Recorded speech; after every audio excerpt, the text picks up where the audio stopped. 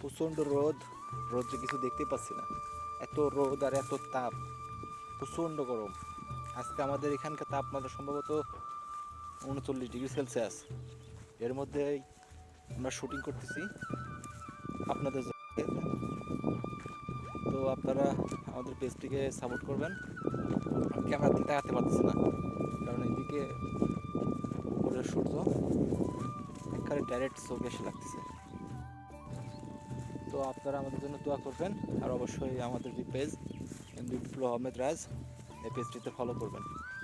আমি পেজের লিঙ্কটি ভিডিও ডিসক্রিপশনে দেব। আমাদের টিম মেম্বাররা কত কষ্ট করে শুটিং করে রোদের মধ্যে। আমাদের গ্রাম এলাকা, তো এটা হচ্ছে সবচাইতে উষ্ণ এলাকা। এটা হচ্ছে নাটোরের লালপুর। আর আমাদের এলাকায় অনেক গরম পড়ে। রাস্তাতে হেঁটে যাচ্ছি, মনে হচ্ছে যে প্রচণ্ড রোদের তাপ, মানে আগুন আগুন বরাবর গরম। সামনে আছে দেখতেছি ওরা শুটিং করতেছে, অভিনয় করতেছে। আমার আসতে একটু লেট হয়েছে, যাচ্ছি ওদের কাছে। বন্ধুরা, এইমাত্র এসে পৌঁছালাম একটি আম বাগানের কাছে। তো আম বাগানের অপোজিট পাশে সবাই শুটিং করতেছে। তো চলুন আপনাদেরকে আম বাগানের ওইখানে নিয়ে যাই, নিয়ে দেখাই যে কেমন করে শুটিং করি আমরা।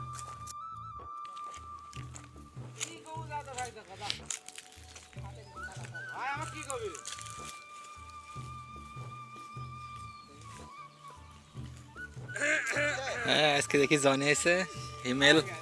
হ্যালো। হাত লাল ওয়ারও মুখে বাড়ছে না, আমার মুখে বাড়ছে না। খাই খাই ভাই কয়া দিচ্ছি বুঝে